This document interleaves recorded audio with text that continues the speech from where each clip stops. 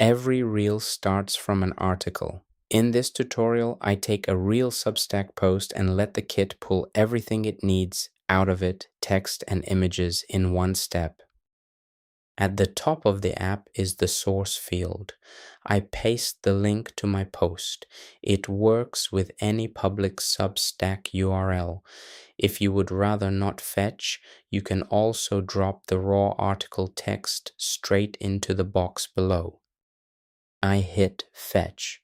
The kit opens the post, reads the full body, and strips it down to clean text. No copy and paste, no formatting mess. A few seconds later, the article is loaded. Here is the text it pulled. This is what the scenario writer will read in the next step to decide the hook, the scenes, and the captions. You can edit it right here if you want to trim or fix anything before generating. It also grabs every image from the post. These become your scene backgrounds. Each one is tagged, and you can click a thumbnail to preview it at full size before you commit to it.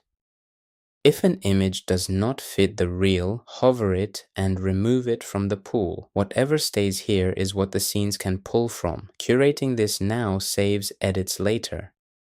That is the whole source step. One link in, clean text, and a set of images out.